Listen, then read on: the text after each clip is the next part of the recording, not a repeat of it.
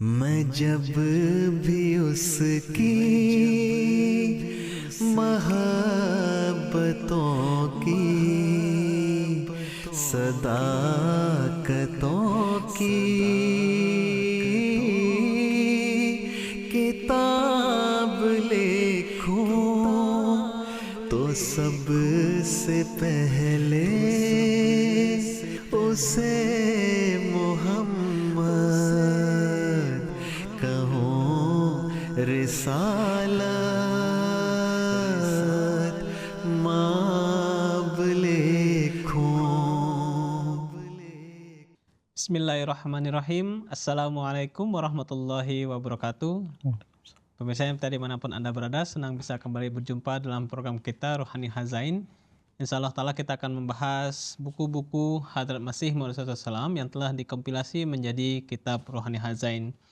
Insya Allah Ta'ala dalam episode kali ini kita akan membahas satu buku beliau, yakni buku ke-6 dalam jilid ke-19 Rohani Hazain yang berjudul Nasime Dakwat, atau diterjemahkan menjadi ajakan yang sejuk. Saya Hafizur Rahman, di studio telah hadir narasumber kita seperti biasa, Bapak Maulana Arif Rahman Hakim Syahid. Mari kita sapa beliau terlebih dahulu dan kita mulai pembahasan mengenai buku ini. Assalamualaikum Bapak. Waalaikumsalam warahmatullahi wabarakatuh. Bagaimana kabarnya hari ini Bapak? Sehat? Alhamdulillah sehat. Sehat ya Pak ya, Alhamdulillah. Dan karunia Allah Ta'ala. Ya, buku yang akan kita bahas adalah buku yang baru untuk episode kali ini, Nasime Dakwat. Kira-kira apa saja yang akan kita bahas dalam episode kali ini? Silakan Bapak. Ya, jazakumullah. Bismillahirrahmanirrahim. Nah, insya Allah dalam episode kali ini kita akan membahas berkenaan dengan buku beliau yang merupakan buku ke-6 ya, dari jilid ke-19 Rohani Hazain yang berjudul Nasime Dakwat. Dalam buku ini nanti kita akan membahas beberapa poin untuk di episode-episode awal berkenaan dengan buku baru, yaitu pertama kita akan membahas berkenaan dengan cover. Biasanya ada banyak hal yang menarik yang akan kita jumpai dalam cover ini. Kemudian yang kedua, di sini insya Allah saya akan membahas berkenaan dengan latar belakang bagaimana beliau alaihissalam menulis buku ini, sebab akibatnya apa, terus di dalamnya juga beliau sebenarnya ada keengganan untuk menjawab dari latar belakang penulisan buku ini. Terus yang ketiga itu adalah nasihat beliau kepada anggota jemaat beliau tentunya. Baik.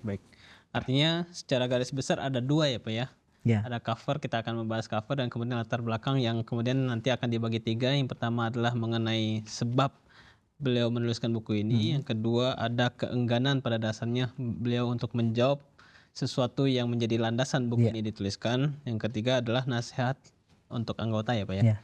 Kita mulai bagian pertama, yakni mengenai cover.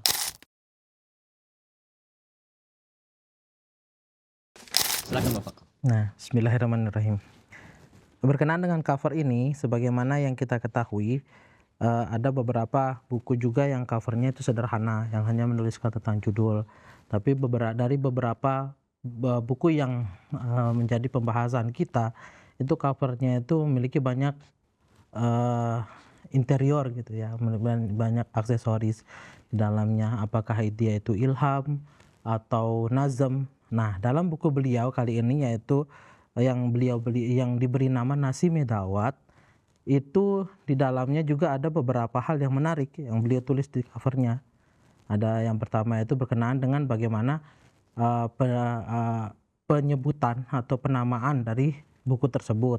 Yang kedua, ada juga nazm di sini yang dituliskan, merupakan gubahan dari beliau sendiri, beliau alaihissalam sendiri.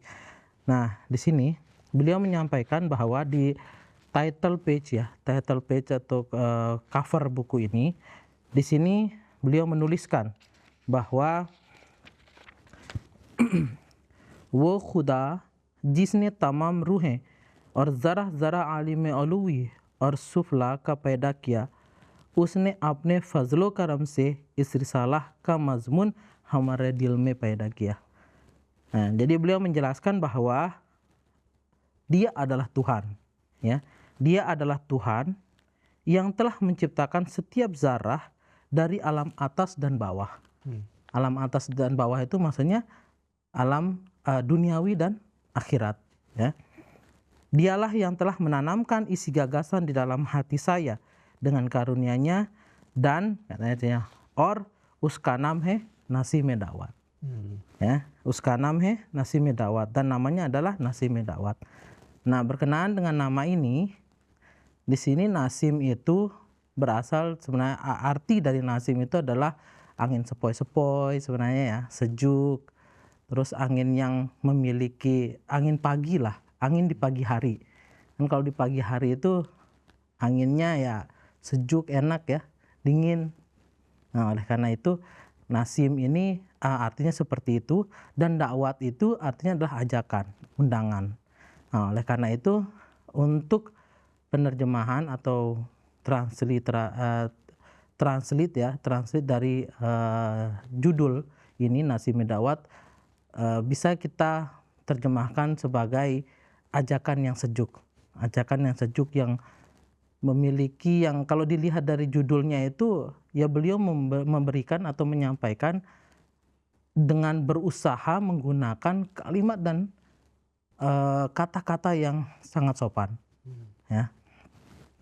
Kemudian selanjutnya adalah berkenaan dengan puisi atau nazam gubahan beliau sendiri. Di sini beliau menulis bahwa saya mungkin akan membacakan 2-3 bait saja ya, karena ini lumayan panjang, ada sekitar 1, 2, 3, 4, 5, 6, 7, 8 bait, jadi 2-3 bait saja. Nam uska nasim da'wat hai aryon ke liye ye rahmat hai. Jadi namanya adalah nasim da'wat.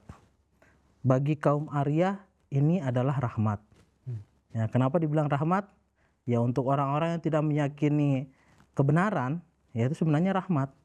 Tapi apakah mereka mau mengambilnya atau tidak itu tergantung dari mereka sendiri yang belum mendapatkan rahmat, ya. Terus belum mendapatkan hidayah maksudnya. Terus di sini beliau kemudian di bait yang selanjutnya, dile bimar kayeh darman hai, talibong kayeh yare khalwat hai. Bagi penyakit hati, dile bimar, penyakit hati ya, bagi penyakit hati inilah obat. Bagi para pencari inilah teman dalam kesunyian. Ya. Terus yang bait ketiga, kufar ke zehar ko yehe teriak, har wark uska jame sihat. Sangat indah sekali memang setiap nazam-nazam beliau itu. Yang artinya adalah bagi racun kufur ini, ya, bagi racun kufur ini adalah penawarnya. Ya, setiap lembarnya adalah cawan kesehatan.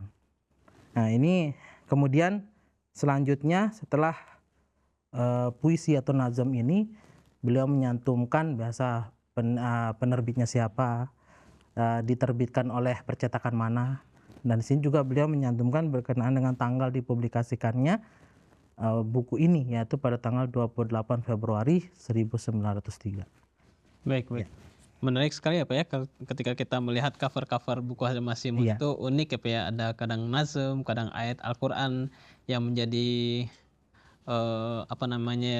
garis utama apa yang dibahas di dalam buku itu ya Pak ya. Sekali. Dan kalau di sini ada nazam ya Pak ya, yang sangat indah sekali yang beliau tuliskan, yang tentunya menggambarkan apa isi di dalam buku ini ya Pak ya. Ya, betul. Nasim Da'wat, ajakan yang sejuk ya Pak ya.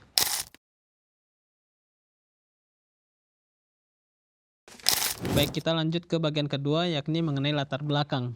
Kita mungkin bagian pertama dulu ya Pak ya. Apa penyebab sehingga beliau menuliskan buku ini? Silakan Pak. Bismillah. Beliau menulis buku Nasim Da'wat ini berdasarkan suatu selebaran istihar yang diterbitkan oleh atau dikeluarkan oleh kaum Arya. Di sini saya mengatakan kaum Arya itu maksudnya adalah kaum Arya Samaj ya. Suatu kaum yang dipelopori atau didirikan oleh Swami Dayanand Saraswati ya. Ini adalah seorang pandit Hindu yang mendirikan golongan Arya Samaj ini. Sehingga kaum atau golongan Arya Samaj ini memang sangat berbeda dengan Hindu tradisional pada umumnya. Dan golongan ini kalau misalnya kita melihat bagaimana akidah mereka, bagaimana ritual-ritual mereka, ini masih memiliki suatu kesamaan dengan pecahan-pecahan yang ada dalam Kristen juga. Nah, kalau di kekristenan ada Kristen Katolik, Protestan, dan yang lainnya. Nah, kalau misalnya kita lihat, kalau kita selami gitu ya, kita pelajari berkenaan dengan Arya Samaj ini, mirip sekali dengan Protestan. Jadi mereka itu hanya meyakini satu kitab. Arya Samaj ini mereka hanya meyakini Weda.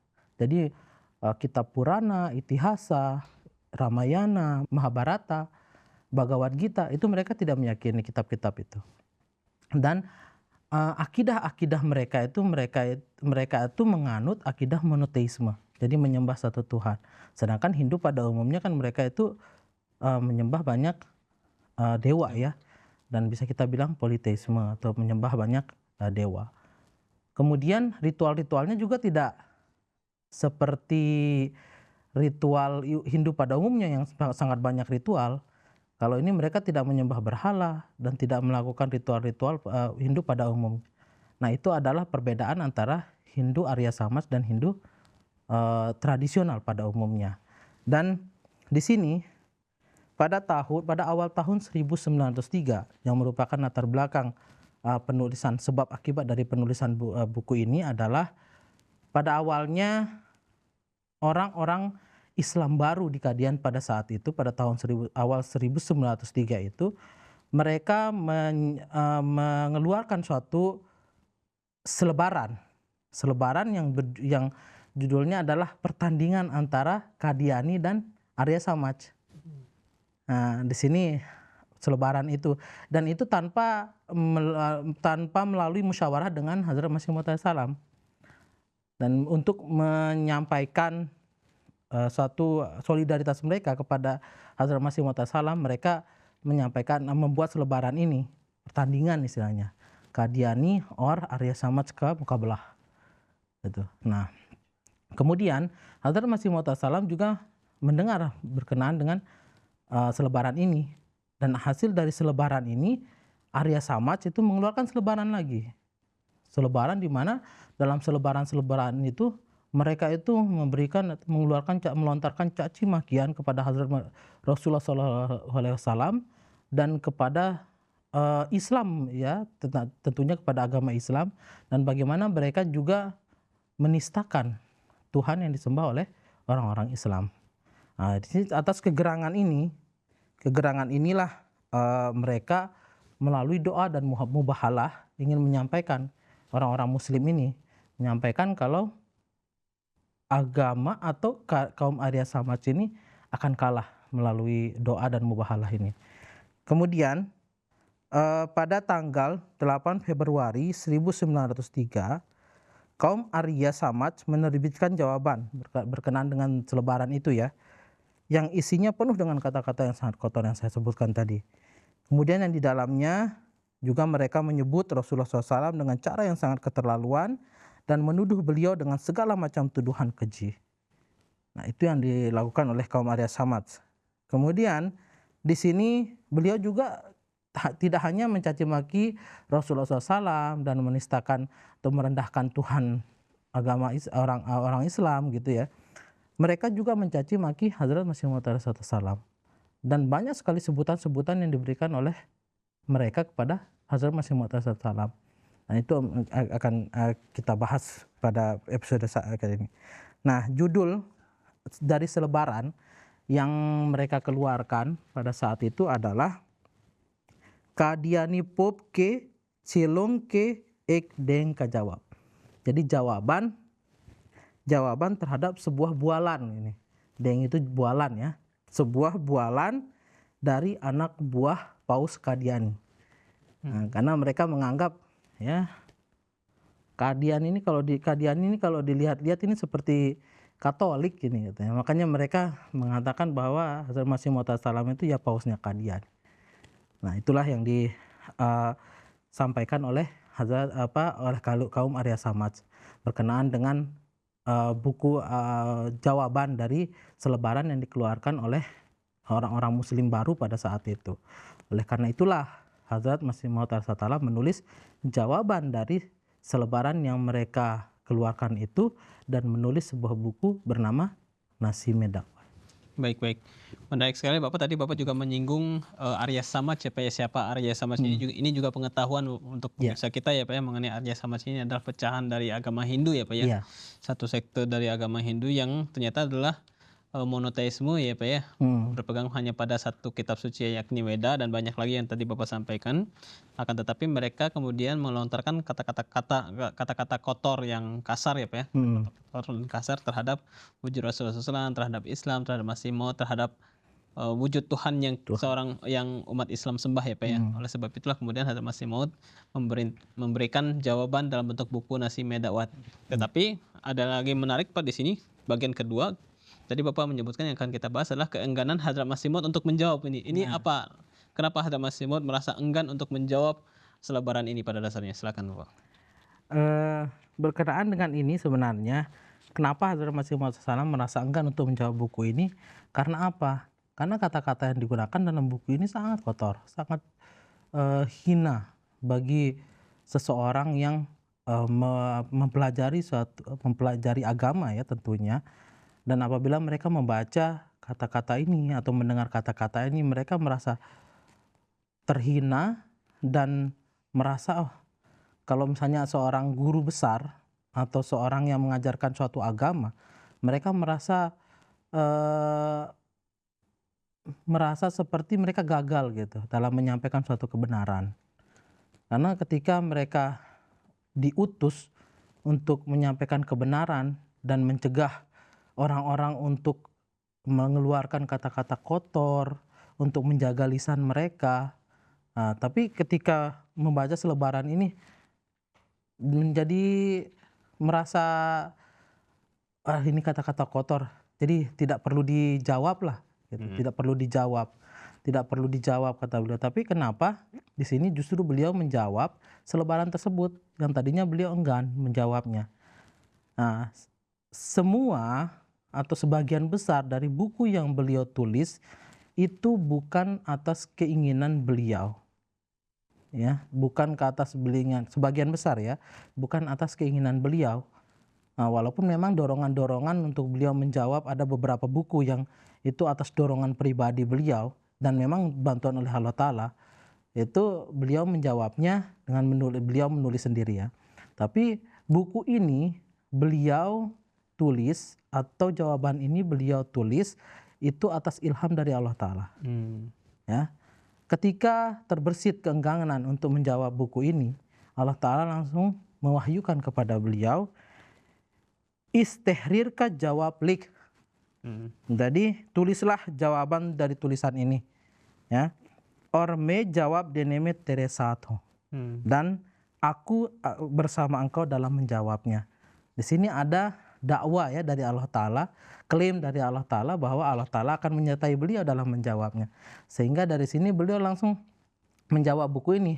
Nah, alhamdulillah Allah Ta'ala sudah mendukungku dan aku akan menjawab buku ini. Nah, itulah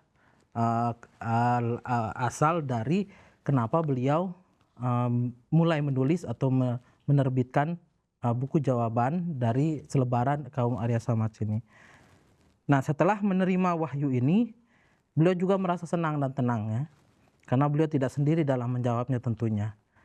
Dan di sini juga akan saya sampaikan sebenarnya kata-kata apa sih yang buat beliau itu enggan untuk menjawab buku ini. Jadi kata-kata kotor itu kalau di sana ini suatu ejekan, hinaan, ya, caci makian yang sangat kasar.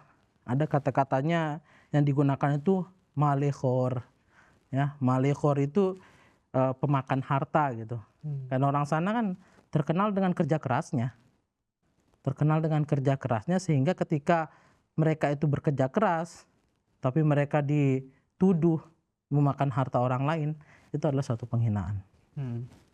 Terus ada thug. Thug itu kalau di bahasa Inggris kan sebenarnya sama juga dengan bahasa Inggris ini, kayak bandit gitu, preman gitu, thug. Penipu besar juga ya. Terus ada kazib, pendusta. Terus ada namak haram di sini. Namak haram itu pengkhianat ya. Nah, di sini oleh karena itu orang-orang menyatakan beliau sebagai pemakan harta dari pengkhianatan terhadap orang-orang. Nah, makanya kata-kata itu kalau saya jawab itu saya akan sama seperti mereka. Anggapan beliau. Nah, oleh karena itu di sini ada juga mengenai jemaatku, beliau menyampaikan mereka menggunakan kata-kata seperti, nah untuk jemaat, para anggota jemaat ya, mereka orang-orang Arya Samaj ini menggunakan kata-kata seperti suar, kuta itu ya, babi, anjing, terus pemakan bangkai, keledai, monyet, itu kata-kata yang digunakan dalam selebaran itu. Sangat kasar dan lain sebagainya. Dan mereka juga memiliki sebutan untuk orang-orang yang di luar Arya Samaj. Nah, sebutan orang-orang yang di luar Arya Samaj itu mereka menyebutnya Malij, ya, Malij. Yang pada dasarnya Malij ini adalah nama yang mereka gunakan untuk memanggil orang-orang yang bukan termasuk dari golongan Arya Samaj. Ya. Nah itu. Baik, dari sana kita dapat melihat ya Pak ya. Tadi Bapak contohkan kosakata yang sangat tidak baik, tidak enak untuk didengar, yang ditulis di dalam selebaran yang mereka tulis ya Pak oleh Arya Samaj ini, yang kemudian Hadrat Masih Maud enggan untuk membalasnya ya Pak ya. Akan tetapi karena memang ada dorongan Allah Ta'ala, dan Allah Ta'ala juga memberikan jaminan bahwa Allah Ta'ala berada di sisi beliau dalam menuliskan jawaban terhadap buku ini atau selebaran ini, maka pun beliau menjadi tenang ketika menulis buku ini. Dan bagian terakhir dalam latar belakang yang kita bahas ini adalah nasihat yang beliau berikan untuk anggota. Apa nasihat yang beliau tuliskan di sini Pak? Nah, sebenarnya nasihat yang beliau berikan ini sangat umum ya. Tapi ini akan selalu menjadi suatu pengingat bagi kita ketika tentunya ketika beliau menyampaikan dalam sabda beliau bahwa Galia Sunkar Duado ya. Jadi ketika kalian mendengar suatu ejekan, caci makian, dengarlah, tapi setelah itu jangan kalian jawab dengan caci makian pula, tapi berdoalah untuk mereka. Nah, beliau alaihissalam menasihatkan kepada para anggota jemaat beliau untuk bersabar dan tidak membalas hinaan kata-kata kotor itu dengan kata-kata kotor juga. Beliau bersabda, bersabarlah terhadap seluruh kata yang memberikan semua kesedihan itu.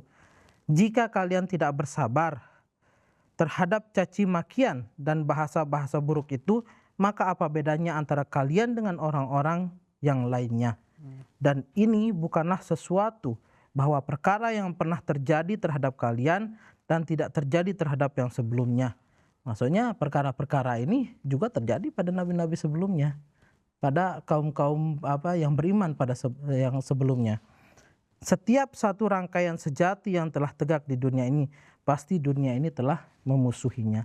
Jadi suatu yang sudah benar, sudah pada hakikatnya gitu. Nah, hakikatnya dan pada hakikatnya suatu rangkaian atau suatu golongan itu benar, yang ditunjuk oleh Allah Subhanahu wa taala, yang ditetapkan oleh Allah Subhanahu wa taala, maka pasti orang-orang akan memusuhinya sepahit apapun itu. Ya, sebenarnya mereka ya bisa dibilang kebenaran itu pasti pahit gitu ya. Tapi buahnya insya Allah manis. Baik, ini nasihat atau pengingat tadi Bapak sampaikan ya. Kita sebagai Ahmadi tentu saya mengalami persekusi dimanapun, dan ini tadi yang Hazrat Masih mau sampaikan adalah orang-orang terdahulu juga mengalami hal yang sama, persekusi baik itu secara fisik maupun secara verbal ya Pak ya. Dan di sini adalah salah satu contoh persekusi yang dilakukan secara verbal ya Pak ya. Menamai orang-orang jemaat, kemudian Rasulullah SAW, Masih Maud SAW dengan nama-nama yang tidak pantas ya Pak ya. Dan beliau menghimbau kepada kita agar Galia Sunkar Duado ya Pak ya. Hendaknya ejekan-ejekan itu tidak dibalas lagi dengan ejekan-ejekan, hendaknya kita bersabar dan balaslah dengan doa ya Pak ya. Ini suatu nasihat yang sangat-sangat mulia untuk kita dapat amalkan ya Pak ya. Sederhana tapi beliau terus menyampaikan seperti itu. Betul. Pengingat kita, sebagai pengingat kita. Nantiasa menjadikan doa sebagai senjata ya Pak ya, bukan dengan kata-kata ejekan lagi ya Pak ya. Iya, benar Baik. sekali. Jazakumullah Bapak, mungkin demikian pembahasan kita Jazakumullah khair. mengenai pembahasan awal buku ini ya Pak ya. Iya. Insyaallah kita akan kembali membahas buku yang sama dalam episode selanjutnya tentunya dengan Insyaallah. poin-poin yang lebih menarik lagi. Iya. Jazakumullah Bapak. Jazakallah khair. Baik. Pemirsa MTA dimanapun Anda berada, demikianlah pembahasan kita mengenai buku Nasime Dakwat, Ajakan yang Sejuk, buku ke-6 dalam jilid ke-19 Rohani Hazain. Mudah-mudahan dapat bermanfaat bagi kita semua. Saya Hafizur Rahman beserta kru yang bertugas mohon undur diri. Wabillahi taufiq wal hidayah. Assalamualaikum warahmatullahi wabarakatuh. Waalaikumsalam. Jazakumullah, Pak. Jazakallah khair. Pas azan. Nanti ini yang